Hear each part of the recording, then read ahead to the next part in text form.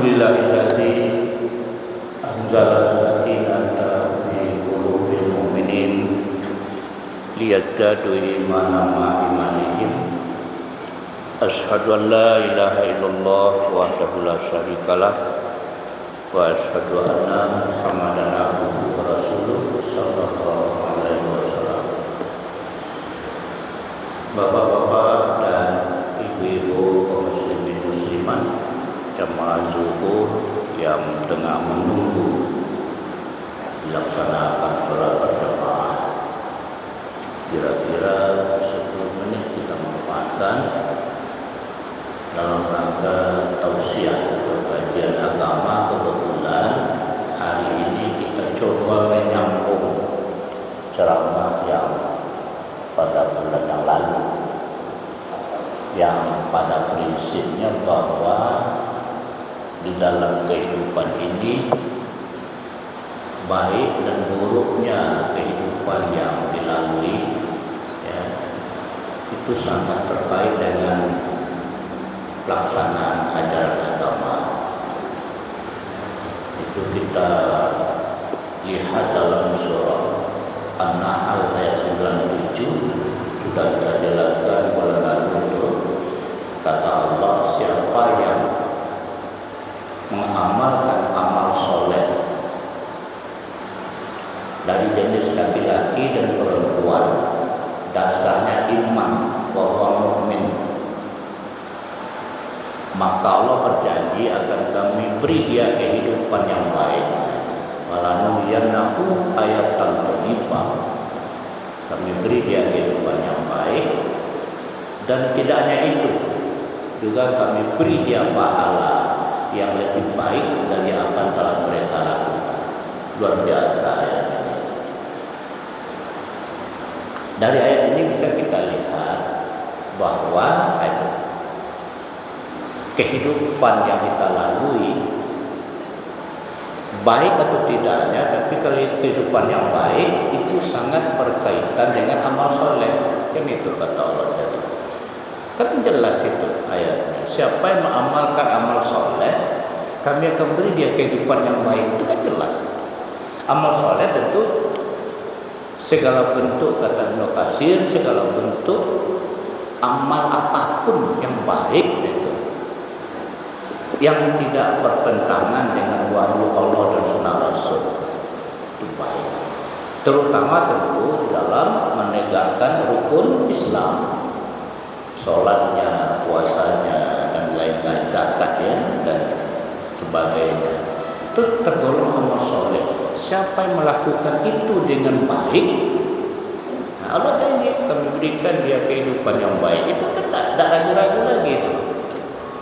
Tidak ragu lagi, ditambah oleh keterangan lagi firman Allah dalam surah Tolak ayat 2 dan 3. Kata Allah di situ, siapa yang bertakwa kepada Allah, wa may yattaqillah yaj'al lahu makhraja. Siapa yang bertakwa kepada Allah, kami beri dia jalan keluar dalam kesulitan. Ini kan jelas. Tapi syaratnya ada ketakwaan itu. Ketakwaan itu di dalamnya amal soleh, ya kan?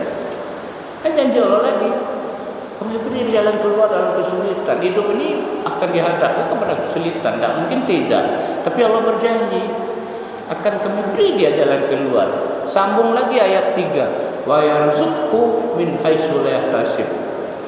Akan kami beri rezeki mereka dari mana yang tidak mereka kira-kira, yang tak terduga. Oh, luar biasa. Jadi jamaah, ayat-ayat tadi mungkin bisa kita coba lagi menyampaikan ya, bahwa amal kebaikan yang kita lakukan akan memberi atau bermuara kepada kehidupan yang baik yang akan kita lalui. Itu Allah berjanji. Tidak terlalu parah, betul gitu kan. Apakah ayat ini berlaku dalam kehidupan sulit sekarang, ekonomi sekarang? Berlaku semua sampai hari kiamat. Ini berlaku dengan catatan tadi. Bulan lalu sudah kita jelaskan. Kita coba melakukan penelitian ini, kita bilang kembali itu. Kita cari 100 rumah kakak yang boleh dikatakan tidak terpenuhinya 3 kebutuhan primer, kan itu kita bilang tempoh hari. Kebutuhan hidup primer, kebutuhan pokok 3 itu kan.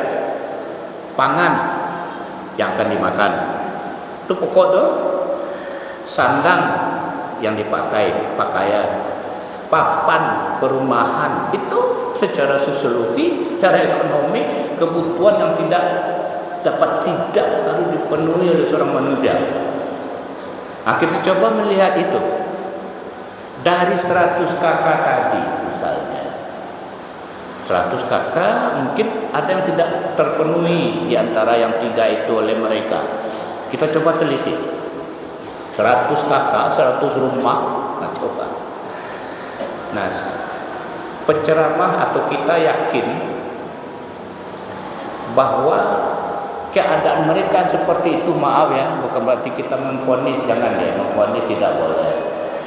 Bukan memvonis, keadaan mereka tidak seperti itu, yang akan dimakan tidak cukup, dapat pagi habis sore, yang akan dipakai juga belum lengkap,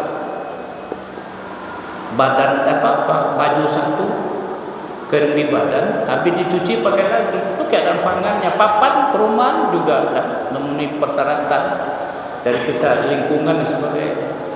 Nah, kita cek dia bagaimana pelaksanaan agamanya. Kita tanya, kan tak waktu sedikit ya. Kita tanya 100 rumah, Pak, katanya itu, yo, kita peneliti. Kami datang Pak ingin menanyakan ya, ingin wawancara dengan Bapak. Kira-kira di rumah ini apakah bisa jalan agama dengan baik Pak? Atau kita tanya, jangan langsung sholat ditanya, jangan Bapak sholat, jangan itu dulu. Tapi secara menjebak dia, tanya apa? Pak, rumah ini udah lama belum? Ini sudah lama ini katanya. Pertanyaan kita apa lagi?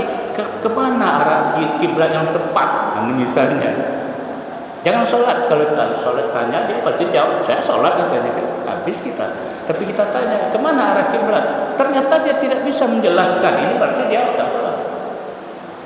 Cobalah teliti dari 100 kakak itu, penceramah yakin hidupnya seperti itu, kena agama tidak jalan dengan baik. Sholat tidak selesai, puasa tidak cukup, dan lain-lain. Ini janji Allah tadi. Tidak bisa dibantah itu. Siapa yang menjalankan amal kebaikan, ya, maka kami akan berikan jalan keluar. Itu janji Allah. Coba kita lakukan penelitian ke lapangan. Tapi bukan memvonis. Wah, ini bapak ini orang marit, mungkin agamanya tidak jalan, jangan dulu. Teliti dulu. Kadang-kadang itu cobaan bagi dia. Seperti Nabi Ayub. Ini kan sulit kehidupannya. Atau lagi ada pertanyaan terakhir ini. Ada pertanyaan, Pak, saya ditanya oleh jemaah habis khutbah ini di satu masjid, bagaimana tuh Pak Ustaz kalau orang itu hidupnya mewah, rumahnya bagus, kendaraannya banyak, tapi dia tidak sholat, dia Islam Ustaz. Dan saya tidak tahu dia apa ngeluar zakat, enggak, puasa tidak selesai, tapi hidupnya baik. Bagaimana jawabannya? Karena hidupnya hanya untuk dunia semata. Akhirat tidak terjangkau. Itu jawabannya. Kalau untuk dunia Allah serahkan semua. Tapi akhir tidak ada bahagiannya. Banyak maaf. Assalamualaikum warahmatullahi wabarakatuh.